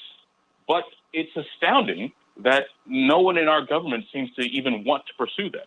No one in our government wants to say, hey, Putin has legitimate security needs, so let's maybe de-escalate. No, they're pouring millions and millions and millions of dollars into weapons sales and thus into these defense contractors. And so it's a racket. War is a racket. What do you think, everybody? Professor Gibbs, what about what is it about Ukraine that has so many corporations just running to do business there? I mean, what's there? I mean, I don't see us really taking any vacations there, but these corporations, they apparently there's gold up there in the hills of Ukraine. Well, an issue that hasn't really been looked at carefully, and I haven't had time as yet to look at it carefully, is the oil and gas angle. The former Soviet Union was always a major source of hydrocarbon exports. It was one of the leading exporters of gas and oil. And, there's significant reserves throughout the former Soviet Union. And that undoubtedly is an angle. I think one I'm much more familiar with, though, is the one that Bryce was just alluding to, which is the military-industrial complex. There's no question that the risk of war and the danger of war is always very good for military spending. And undoubtedly, the war scare that we're seeing now, even if it's diffused, and I think it hopefully is diffused, there's no doubt it will be used as an excuse to raise military spending. And it has to be said, the caller noted follow the money, and that's exactly what you do in a situation like this. You follow the money. The consequences of this are, worth looking at, which is the main winners clearly will be stockholders in military producing companies. They will benefit handsomely from this. The rest of the population will not be so fortunate, because what military spending always does is diverts money from spending on social programs that raise incomes for working people. It will have that effect. Another thing that's worth noting is that investment on military production creates fewer jobs for a given level of money than investment in civilian sectors like infrastructure or education. So the overall effect of war scares like this is to skew the already very skewed distribution of income in the United States very much to the disadvantage of most people. Mark Fancher, I mean, what about this appetite for war? I mean, what are you hearing? What is your sense of where Americans are right now? I mean, because this pandemic has just really it's been exhausting. And now you have the World Health Organization and Dr. Fauci and the Moderna chief saying, okay, we're nearing the end of this full-blown pandemic, but it seems like we're going into yet another one with a possible war. I respectfully think that, when they came up with, what was it? A false flag operation to get us into war. I said, now I really think they're reaching. That was just my thought, Attorney Fancher. Mark, I just said, well, does anyone want peace here? I mean, do they want peace? What are we doing? I think Professor Gibbs and Bryce Green have told a whole lot of truth just in the last couple of minutes. And I think that it is, the most accurate thing that we can say is that this is a racket. The United States is a megalomaniacal empire, and it is populated by corporations, and particularly defense-oriented corporations and other things, which make lots of money, not necessarily from actually going to war, but just from, the threat of war, which allows them to, sell lots of weapons and lots of bombs and guns, And so there's lots of money to be made just from the threat of war, even if we don't actually get into one. And in fact, the U.S. really has to be engaged in what many call an endless war. You know, as soon as we get out of Afghanistan, we can't be without a war because, you know, the economy and the corporations which profit from the empire need to have a war, at least the threat of one. And so we have to create situations and opportunities for that. And, you know, the thing that I really think people need to focus on is the fact that when it comes to issues of money, you know, and military, we do not have two political parties. We have one political party that has two names. Mm-hmm. And the only thing that distinguishes the Democratic Party from the Republican Party is the willingness of the Democratic Party to go in a different direction with respect to social issues, things that involve birth, death, sex, marriage, things like that. But when you get down to things that involve military, when you get down to things that involve money, then those two parties are exactly the same. And it's in that sense that Trump probably was something of a renegade, and you know, the major corporations and others were not too happy with him because he was not necessarily willing to play this game. And I think, you know, we just have to recall that in its you know, efforts to continue to make huge profits, you know, for the corporations which fuel the U.S. The U.S. government is willing to tell incredible lies. You know, we can't forget Colin Powell appearing before the world and saying that there were weapons of mass destruction in Iraq, which provided a pretext, you know, for an invasion there. But the end game here is something that I think we're all left to speculate about, because we're not talking about invading some little country that, you know, can only defend itself with ground troops. You know, we're talking about, you know, a country that has nuclear capability. Where are we going with that? Are we really going to go to war against them? You know, who wins and how do they win? It's you know, and I really have serious doubts about whether this war will ever materialize for reasons, you know, including that and others. But if it does materialize, where will it go, Mark? Well, maybe the world is over at that point.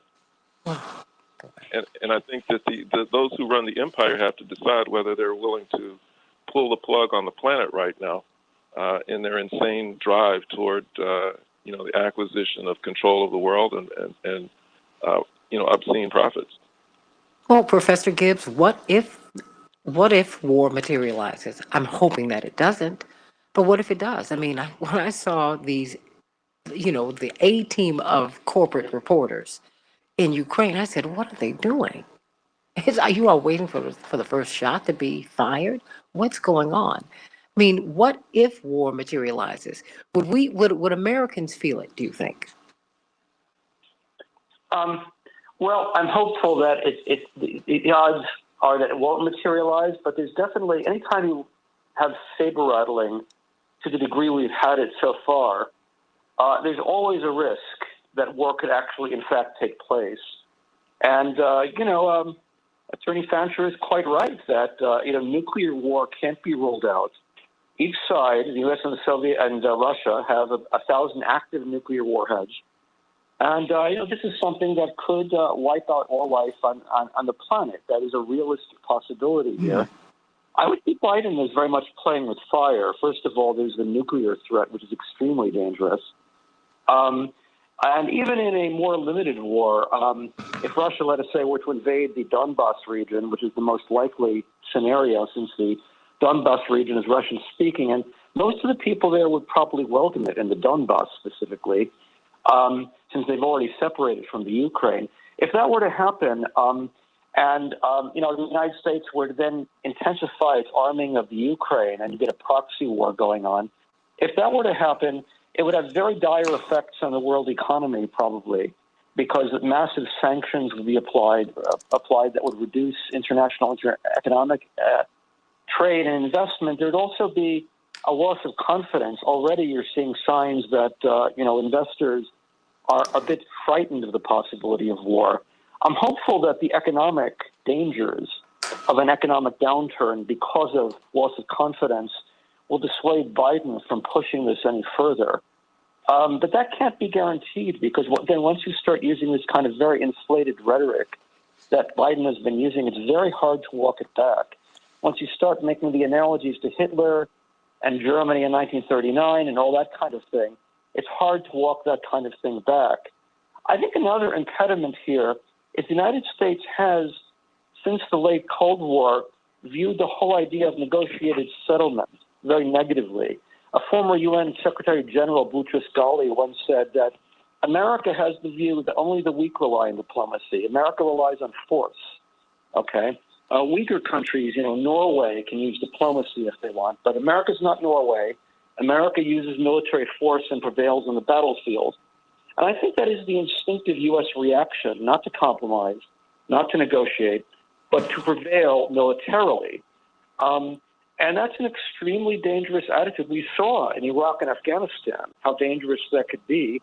And now in the case of Ukraine and Russia, the stakes are even higher because we're dealing with a country that has a lot of nuclear weapons. And so, the positive scenario is that in spite of everything, the Biden administration will compromise. I'm hopeful that this may happen, will give Russia what they want, which is a guarantee, a written guarantee, that NATO will not admit Ukraine as a member, and that probably would settle it. And again, in the optimistic scenario, there would be some way of finding some faith-saving means of doing this that make the U.S. look like it hasn't backed down, even if it has.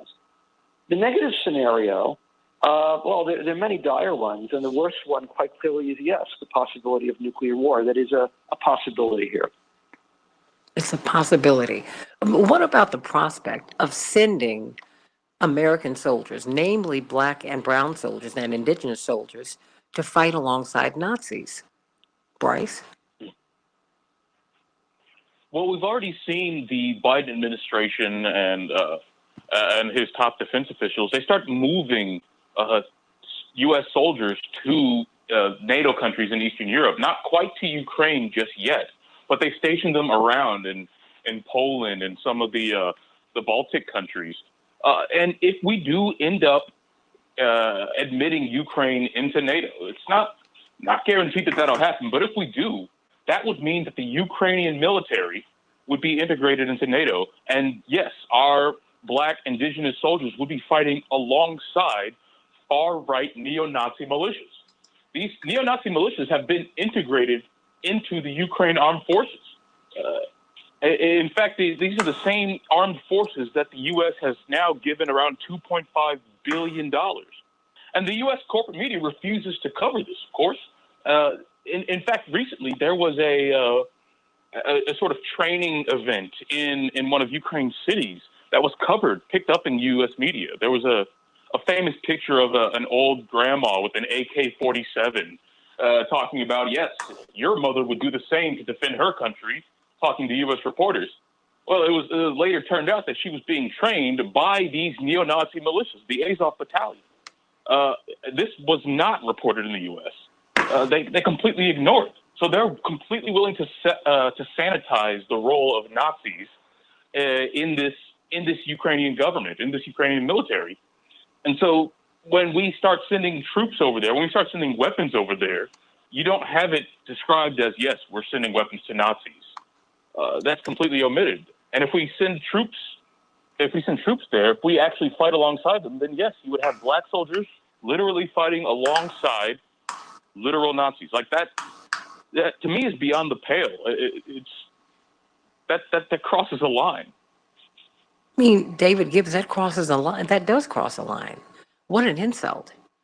I mean, and then what was the Second World War for? I mean, I'm profoundly offended. Both of my grandfathers were veterans, and the last in-person conversation I had with my granddaddy, he died 6 months after this conversation. He did something, David Gibbs and Attorney Fancher and Professor Gibbs, Attorney Fancher, and Bryce Green, that he hadn't done. I was 15.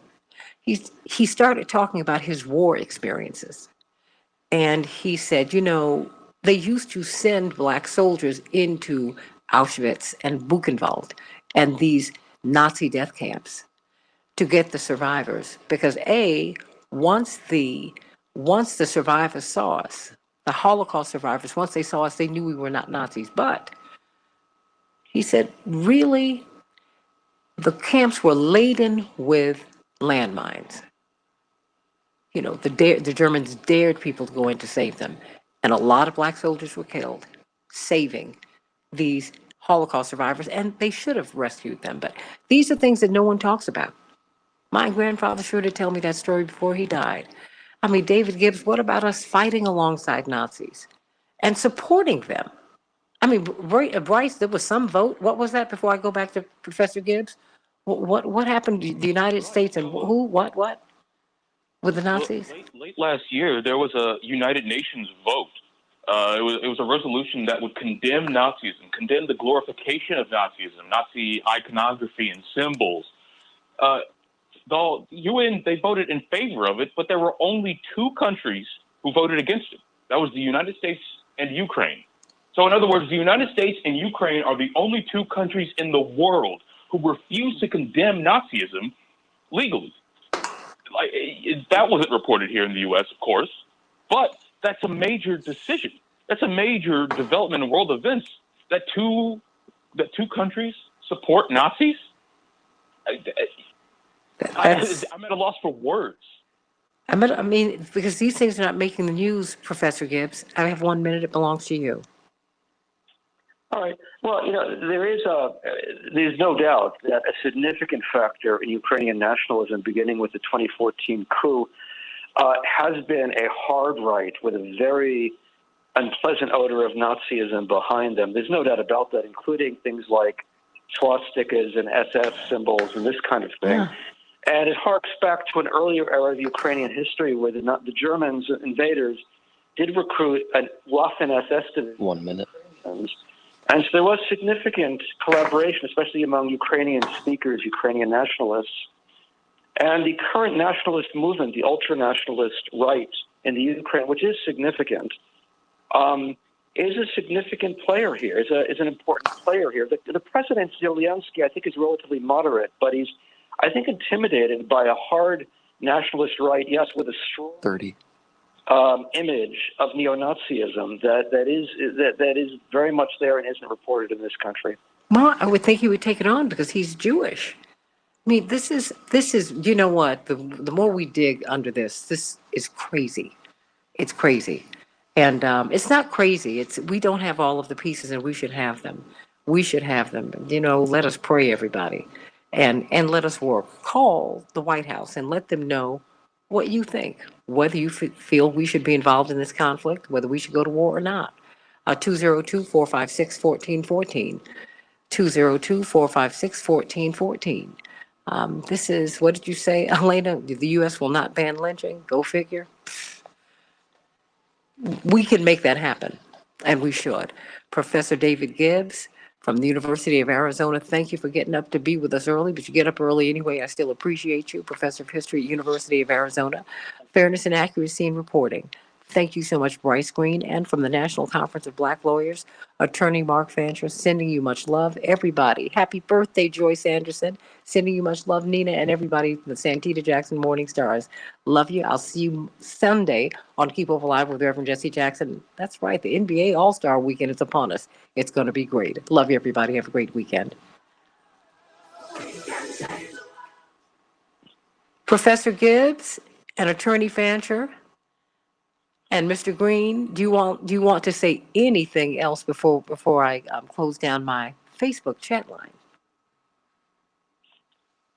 I was just going to say this, and I'll leave. Is that during the Iraq War, the recruitment rates for black soldiers, went through the floor. It just dropped precipitously, and there are many who credit the black community with bringing that war to an end.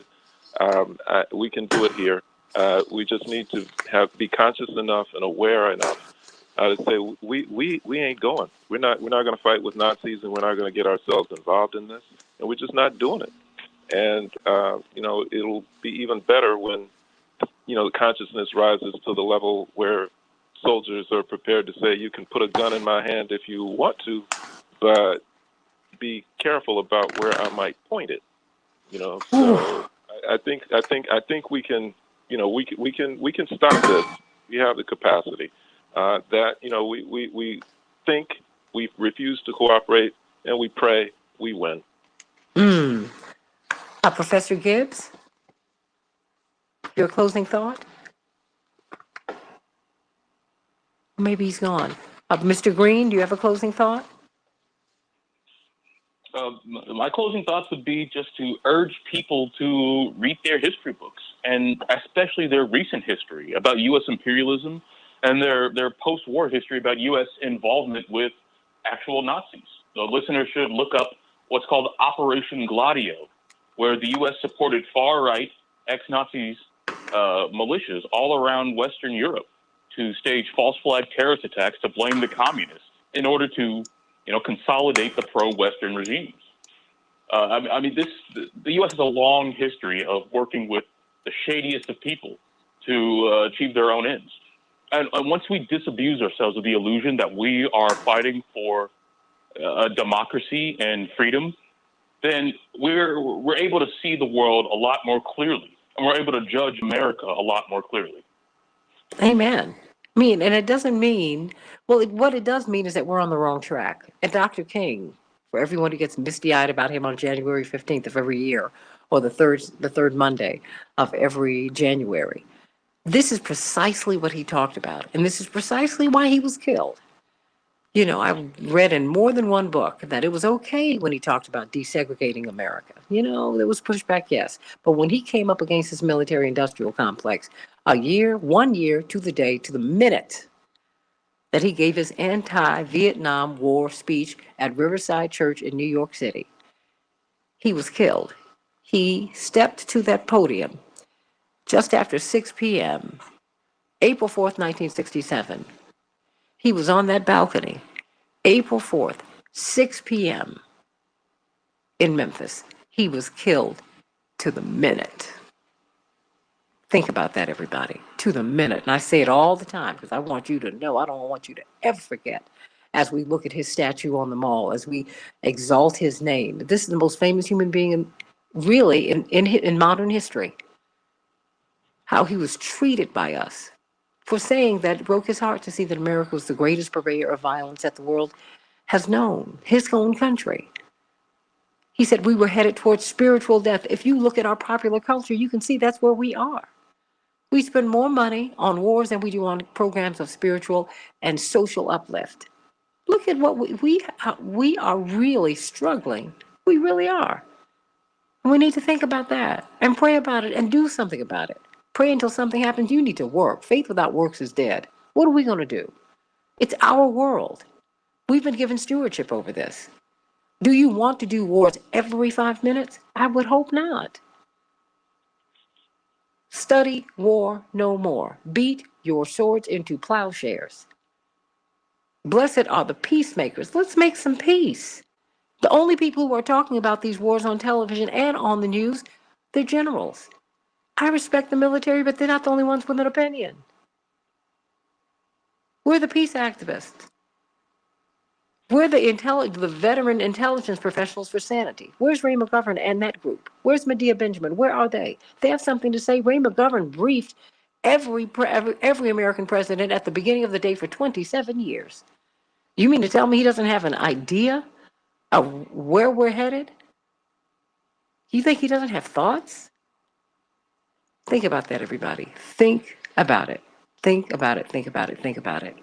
And before we start comparing someone to Hitler, really, you need to think about all of the things that we have done and why people fear America the world over.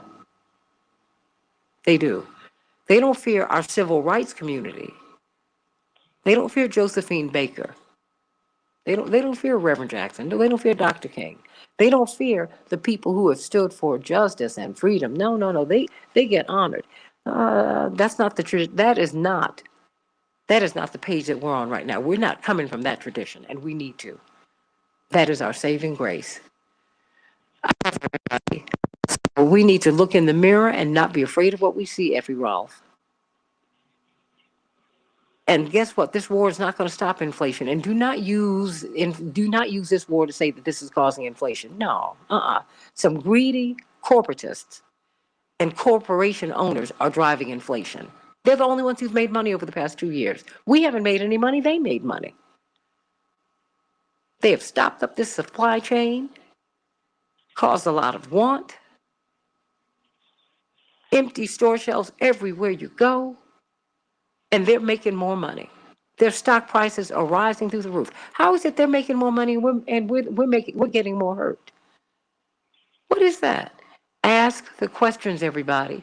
You might not be comfortable with the answers, but so be it.